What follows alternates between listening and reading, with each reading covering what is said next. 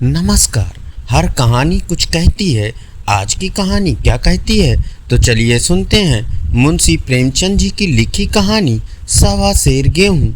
किसी गांव में शंकर नाम का एक किसान रहता था। सीधा साधा गरीब आदमी था। अपने काम से काम, ना किसी के लेने में न देने में, छक्का पंजा ना जानता था। छल प्रपंच की उसे छूत भी न थी। ठगे जाने की चिंता न थी। ठग विद्या ना जानता था। भोजन मिला खा लिया, ना मिला चबैने पर काट दी। चबैना भी ना मिला तो पानी पी लिया और राम का नाम लेकर सो रहा। किंतु जब कोई अतिथि द्वार पर आ जाता था तो उसे इस निवृत्त मार्ग का त्याग करना पड़ता था। विशेषकर जब साधु महात्मा पदार्पण करते थे तो अनिवार्यता संसारिकता की शरण लेनी पड़ती थी। खुद भूखा सो सकता था पर साधु को कैसे भूखा सुलाता। भगवान के भक्त जो ठहरे। एक दिन संध्या समय एक महात्मा ने आकर उसके द्वार पर डेरा जमाया। तेजस्वी मूर्त थी, पीतांबर गले में, जटा सिर पर, पीतल का कमंडल हाथ में, खड़ाहू पैर में, ऐनक आँखों पर। संपूर्ण वेश उन महात्माओं का सा था जो रईसों के प्रसादों में तपस्या, हवा गाड़ियों पर देव स्थानों की परिक्रमा और योग सिद्ध प्राप्त करने के लिए रुचकर भोजन करते हैं। घर में जौ का आटा था, वह उन्हें कैसे खिलाता। प्राचीन काल में जौ का चाहे जो कुछ महत्व रहा हो, पर वर्तमान युग में जौ का भोजन सिद्ध पुरुषों के लिए दुष्पाच्य होता है। बड़ी चिंता हुई, महात्मा जी को क्या खिलाऊं। आखिर निश्चय किया कि कहीं से गेहूं का आटा उधार लाऊं, पर गांव भर में गेहूं का आटा ना मिला। गांव में सब मनुष्य ही थे, देवता एक भी न था। अतएव देवताओं का खाद्य पदार्थ कैसे मिलता। सौभाग्य से गांव के विप्र महाराज के यहाँ से थोड़े से मिल गए। उनसे सवा सेर गेहूं उधार लिया और स्त्री से कहा कि पीस दे। महात्मा ने भोजन किया और लंबी तान कर सो गए। प्रातःकाल आशीर्वाद देकर अपनी राह पकड़ ली। विप्र महाराज साल में 2 बार खलिहानी लिया करते थे। शंकर ने दिल में कहा, सवा सेर गेहूं इन्हें क्या लौटाऊं। पंसेरी के बदले कुछ ज़्यादा खलिहानी दे दूं, ये भी समझ जाएंगे, मैं भी समझ जाऊंगा। चैत में जब विप्र जी पहुंचे तो उन्हें 1.5 पंसेरी के लगभग गेहूं दिया और अपने को उरेड़ समझकर उसकी कोई चर्चा न की। विप्र जी ने फिर ना मांगा। सरल शंकर को क्या मालूम था कि यह सवा सेर गेहूं चुकाने के लिए मुझे दूसरा जन्म लेना पड़ेगा। 7 साल गुजर गए। विप्र जी विप्र से महाजन हुए। शंकर किसान से मजूर हो गया। उसका छोटा भाई मंगल उससे अलग हो गया था। एक साथ रहकर दोनों किसान थे, अलग होकर मजूर हो गए थे। शंकर ने चाहा कि द्वेष की आग भड़कने ना पाए, किंतु परिस्थिति ने उसे विवश कर दिया। जिस दिन अलग अलग चूल्हे जले वह फूट फूट कर रोया। आज से भाई भाई शत्रु हो जाएंगे। एक रोएगा तो दूसरा हंसेगा। एक के घर में मातम होगा तो दूसरे के घर गुलगुले पकेंगे। प्रेम का बंधन, खून का बंधन, दूध का बंधन आज टूट जाता है। उसने भागीरथ परिश्रम से कुल मर्यादा का वृक्ष लगाया था, उसे अपने रक्त से सींचा था। उसका जड़ से उखड़ना देखकर उसके हृदय के टुकड़े हुए जाते थे। 7 दिनों तक उसने दाने की सूरत तक ना देखी। दिन भर जेठ की धूप में काम करता और रात को मुंह लपेट कर सोए रहता। इस भीषण वेदना और असहनीय कष्ट ने रक्त को ही जला दिया, मांस और मज्जा को घुला दिया। बीमार पड़ा तो महीनों खाट से न उठा। अब गुजर बसर कैसे हो। 5 बीघे के आधे खेत रह गए, एक बैल रह गया। खेती क्या खाक होती। अंत को यहाँ तक नौबत आ पहुंची कि खेती केवल मर्यादा रक्षा का साधन मात्र रह गई। जीविका का भार मजूरी पर आ पड़ा। 7 वर्ष बीत गए। एक दिन शंकर मजूरी करके लौटा तो राह में विप्र जी ने टोक कर कहा, शंकर कल आके अपने बीज बैंक का हिसाब कर ले। तेरे यहाँ 5.5 मन गेहूं कब के बाकी पड़े हुए हैं और तू देने का नाम नहीं लेता। क्या हजम करने का मन है। शंकर ने चकित होकर कहा, मैंने तुमसे कब गेहूं लिए थे जो 5.5 मन हो गए। तुम भूलते हो मेरे यहाँ किसी का छटाक भर ना अनाज है, ना 1 पैसा उधार। विप्र जी बोले, इसी नियम का तो यह फल भोग रहे हो कि खाने को नहीं जुड़ता। यह कहकर विप्र जी ने उस सवा सेर गेहूं का जिक्र किया जो आज से 7 वर्ष पहले शंकर को दिए थे। शंकर सुनकर अवाक रह गया। हे ईश्वर, मैंने इन्हें कितनी बार खलिहानी दी, इन्होंने मेरा कौन सा काम किया। जब पोथी पत्रा देखने शायद सगुन विचारने द्वार पर आते थे, कुछ ना कुछ दक्षिणा ले ही जाते थे। इतना स्वार्थ। 1.25 सेर अनाज को अंडे की भांत सेकर आज यह पिशाच खड़ा कर दिया जो मुझे निगल ही जाएगा। इतने दिनों में एक बार भी कह देते तो मैं गेहूं तौल कर दे देता। क्या इसी नियत से चुप साधे बैठे रहे? बोला, महाराज, नाम लेकर तो मैंने उतना अनाज नहीं दिया, पर कई बार खलिहानी में सेर 2 सेर दिया। अब आप आज 5.5 मन मांगते हैं, कहाँ से दूंगा? विप्र जी बोले, लेखा जो बख्शीश 100 तुमने जो कुछ दिया होगा उसका कोई हिसाब नहीं। चाहे एक ही जगह 4 पसेरी दे दो, तुम्हारे नाम वही 5.5 मन लिखा हुआ है, जिससे चाहे हिसाब लगवा लो। दे दो तो तुम्हारा नाम छेक दूं, नहीं तो और भी बढ़ता रहेगा। शंकर, पांडे, क्यों एक गरीब को सताते हो? मेरे खाने का ठिकाना नहीं, इतना गेहूं किसके घर से लाऊंगा? विप्र बोले, जिसके घर से चाहे लाओ, मैं छटाक भर भी ना छोड़ूंगा। यहाँ न दोगे, भगवान के घर तो दोगे। शंकर कांप उठा। हम पढ़े लिखे आदमी होते तो कह देते, अच्छी बात है, ईश्वर के घर ही दे देंगे। वहाँ की तौल यहाँ से कुछ बड़ी तो ना होगी, कम से कम इसका कोई प्रमाण हमारे पास नहीं, फिर उसकी क्या चिंता। किंतु शंकर इतना तार्किक, इतना व्यवहार चतुर न था। एक तो ऋण, वह भी ब्राह्मण का। बही में नाम रह गया तो सीधे नरक में जाऊंगा, इस ख्याल से ही उसे रोमांच हो गया। बोला, महाराज, तुम्हारा जितना होगा यही दूंगा, ईश्वर के यहाँ क्यों दूं? इस जन्म में तो ठोकर खा ही रहा हूँ, उस जन्म के लिए क्यों कांटे बोऊं? मगर यह कोई न्याय नहीं है, तुमने राई का पर्वत बना दिया। ब्राह्मण होके तुम्हें ऐसा नहीं करना चाहिए था। उसी घड़ी तगादा करके ले लिया तो आज मेरे सिर पर इतना बड़ा बोझ क्यों पड़ता? मैं तो दूंगा, लेकिन तुम्हें भगवान के यहाँ जवाब देना पड़ेगा। विप्र जी बोले, वहाँ का डर तुम्हें होगा, मुझे क्यों होने लगा? वहाँ तो सब अपने ही भाई बंधु हैं, ऋषि मुनि सब तो ब्राह्मण ही हैं, देवता ब्राह्मण है, जो कुछ बने बिगड़ेगी संभाल लेंगे। तो कब देते हो? शंकर, मेरे पास रखा तो है नहीं, किसी से मांग जांच कर लाऊंगा तभी न दूंगा।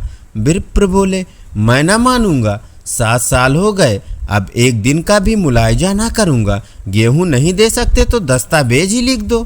शंकर, मुझे तो देना है, चाहे गेहूं लो चाहे दस्तावेज लिखाओ, किस हिसाब से दाम रखेंगे?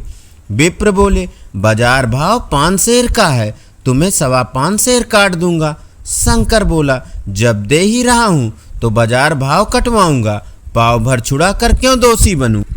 हिसाब लगाया तो गेहूं के दाम 60 रुपए हुए, 60 रुपए का दस्तावेज लिखा गया, 3 रुपए सैकड़े सूद, साल भर में न देने पर सूद का दर 3.5 रुपए सैकड़े, 12 आने का स्टाम्प, 1 रुपए दस्तावेज की तहरीर शंकर को ऊपर से देनी पड़ी। गांव भर ने विप्र जी की निंदा की, लेकिन मुंह पर नहीं। महाजन से सभी का काम पड़ता है, उसके मुंह कौन लगे? शंकर ने साल भर तक कठिन तपस्या की, मियाद के पहले रुपए अदा करने का उसने व्रत सा कर लिया था। दोपहर को पहले भी चूल्हा न जलता था, चबैने पर बसर होती थी, अब वह भी बंद हुआ। केवल लड़के के लिए रात को रोटियां रख दी जाती। 2 पैसे रोज का तंबाकू पी जाता था, यही एक व्यसन था जिसका वह कभी त्याग न कर सकता था। अब वह व्यसन भी इस कठिन व्रत की भेंट हो गया। उसने चिलम पटक दी, हुक्का तोड़ दिया और तंबाकू की हांडी चूर चूर कर डाली। कपड़े पहले भी त्याग कर चरम सीमा तक पहुंच चुके थे, अब वह प्रकृति की न्यूनतम रेखाओं में आबद्ध हो गए। शिशिर की अस्थि बेधक शीत को उसने आग ताप कर काट दिया। इस ध्रुव संकल्प का फल आशा से बढ़कर निकला। साल के अंत में उसके पास 60 रुपए जमा हो गए। उसने समझा, पंडित जी को इतने रुपए दे दूंगा और कहूँगा, महाराज बाकी रुपए भी जल्दी आपके सामने हाजिर करूँगा। 15 रुपए की तो बात है, क्या पंडित जी इतना भी ना मानेंगे? उसने रुपए लिए और ले जाकर पंडित जी के चरण कमलों में अर्पण कर दिए। पंडित जी ने विस्मित होकर पूछा, किसी से उधार लिया क्या?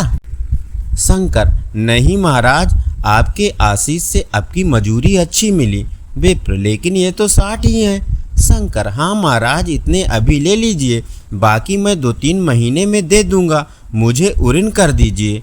विप्र, उरिन तो तभी होगे जबकि मेरी कौड़ी कौड़ी चुका दोगे। जाकर मेरे 15 रुपए लाओ। शंकर, महाराज इतनी दया करो, अब सांझ की रोटियों का भी ठिकाना नहीं है। गांव में हूँ तो कभी दे ही दूंगा। विप्र, मैं यह रोग नहीं पालता, न बहुत बातें करना जानता हूँ। अगर मेरे पूरे रुपए ना मिलेंगे तो आज से 3.5 रुपए सैकड़े का ब्याज लगेगा। अपने रुपए चाहे अपने घर में रखो, चाहे मेरे यहाँ छोड़ जाओ। शंकर, अच्छा, जितना लाया हूँ उतना रख लीजिए, मैं जाता हूँ। कहीं से 15 रुपए और लाने की फिक्र करता हूँ। शंकर ने सारा गांव छान मारा, मगर किसी ने रुपए ना दिए। इसलिए नहीं कि उसका विश्वास ना था या किसी के पास रुपए ना थे, बल्कि इसलिए कि पंडित जी के शिकार को छेड़ने की किसी की हिम्मत ना थी। क्रिया के पश्चात प्रतिक्रिया नैसर्गिक नियम है। शंकर साल भर तक तपस्या करने पर भी जब ऋण से मुक्त होने में सफल ना हो सका तो उसका संयम निराशा के रूप में परिणत हो गया। उसने समझ लिया कि जब इतना कष्ट सहने पर भी साल भर में 60 रुपए से अधिक न जमा कर सका तो अब और कौन सा उपाय है जिसके द्वारा इससे दूने रुपए जमा हों। जब सिर पर ऋण का बोझ ही लादना है तो क्या मन भर का और क्या सवा मन का। उसका उत्साह क्षीण हो गया, मेहनत से घृणा हो गई। आशा उत्साह की जननी है, आशा में तेज है, बल है, जीवन है। आशा ही संचालक शक्ति है। शंकर आशाहीन होकर उदासीन हो गया। वह जरूरतें जिनको उसने साल भर तक टाल रखा था अब द्वार पर खड़ी होने वाली भिखारिणी न थीं, बल्कि छाती पर सवार होने वाली पिशाचिनियाँ थीं जो अपनी भेंट लिए बिना जान नहीं छोड़ती। कपड़ों में चकतियों के लगने की भी एक सीमा होती है।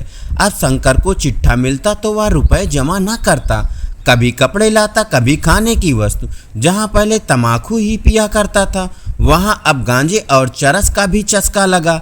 उसे अब रुपए अदा करने की कोई चिंता न थी, मानो उसके ऊपर किसी का एक पैसा भी उधार ना हो। पहले जूड़ी चढ़ी होती थी पर वह काम करने अवश्य जाता था, अब काम पर न जाने के लिए बहाना खोजा करता था। इस बात 3 वर्ष निकल गए। विप्र जी महाराज ने एक बार भी तगादा न किया। वह चतुर शिकारी की भांति अचूक निशाना चाहते थे। पहले से शिकार को चौकन्ना करना उनकी नीति के विरुद्ध था। एक दिन पंडित जी ने शंकर को बुलाकर हिसाब दिखाया। 60 रुपए जो जमा थे वह मिन्हा करने पर अब भी शंकर के जिम्मे 120 रुपए निकाले। शंकर, इतने रुपए तो उसी जन्म में दूंगा, इस जन्म में नहीं हो सकते। विप्र, मैं इसी जन्म में लूंगा, मूल ना सही सूद तो देना ही पड़ेगा। शंकर, एक बैल है वो ले लीजिए, एक झोपड़ी है वह ले लीजिए, और मेरे पास रखा क्या है। विप्र, मुझे बैल बधिया लेकर क्या करना है, मुझे देने को तुम्हारे पास बहुत कुछ है। शंकर बोला, और क्या है महाराज। विप्र, कुछ नहीं, तुम तो हो, आखिर तुम भी कहीं मजूरी करने जाते ही हो। मुझे भी खेती के लिए मजूर रखना ही पड़ता है। सूद में तुम हमारे यहाँ काम किया करो, जब सुविधा हो मूल भी दे देना। सच तो ये है कि अब तुम किसी दूसरी जगह काम करने नहीं जा सकते जब तक मेरे रुपए नहीं चुका दो। तुम्हारे पास कोई जायदाद नहीं है, इतनी बड़ी गठरी किस एतबार पर छोड़ दूं? कौन इसका जिम्मा लेगा कि तुम मुझे महीने महीने सूद देते जाओगे, और कहीं कमाकर जब तुम मुझे सूद भी नहीं दे सकते तो मूल की कौन कहे। शंकर, महाराज, सूद में तो मैं काम करूँगा और खाऊंगा क्या। विप्र बोले, तुम्हारी घरवाली है, लड़के हैं, क्या वे हाथ पांव कटा के बैठे हैं। रहा मैं, तुम्हें आधा सेर जो रोज कलेवा के लिए दे दिया करूँगा। ओढ़ने को साल में एक कंबल पा जाओगे, एक मिर्जई भी बनवा दिया करूँगा, और क्या चाहिए। यह सच है कि और लोग तुम्हें छा आने देते हैं, लेकिन मुझे ऐसी गरज नहीं है। मैं तो तुम्हें अपने रुपए भराने के लिए रखता हूँ। शंकर ने कुछ देर तक गहरी चिंता में पड़े रहने के बाद कहा, महाराज, या तो जन्म भर की गुलामी हुई। विप्र, गुलामी समझो चाहे मजदूरी समझो, मैं अपने रुपए भराए बिना तुमको कभी ना छोड़ूंगा। तुम भागोगे तो तुम्हारा लड़का भरेगा। हाँ, जब कोई ना रहेगा तब की बात दूसरी है। इस निर्णय की कहीं अपील ना थी। मजूर की जमानत कौन करता, कहीं शरण ना थी, भाग कर कहाँ जाता। दूसरे दिन से उसने विप्र जी के यहाँ काम करना शुरू कर दिया। सवा सेर गेहूं की बदौलत उम्र भर के लिए गुलामी की बेड़ी पैरों में डालनी पड़ी। उस अभागे को अब मगर किसी विचार से संतोष होता था तो वह यह था कि यह मेरे पूर्व जन्म का संस्कार है। स्त्री को वो काम करने पड़ते थे जो उसने कभी ना किए थे। बच्चे दाने को तरसते थे, लेकिन शंकर चुपचाप देखने के सिवा और कुछ ना कर सकता था। वह गेहूं के दाने किसी देवता के साप की भांति संपूर्ण जीवन उसके सिर से ना उतरे। शंकर ने विप्र जी के यहाँ 120 वर्ष तक गुलामी करने के बाद इस संसार से प्रस्थान किया। 120 रुपए अभी तक उसके सिर पर सवार थे। पंडित जी ने उस गरीब को ईश्वर के दरबार में कष्ट देना उचित ना समझा। इतने अन्यायी, इतने निर्दयी ना थे। उसके जवान बेटे की गर्दन पकड़ी। आज तक वह विप्र जी के यहाँ काम करता है। उसका उद्धार कब होगा भी या नहीं, ईश्वर ही जाने। धन्यवाद। अभी आप सुन रहे थे मुंशी प्रेमचंद जी की लिखी कहानी सवा सेर गेहूं।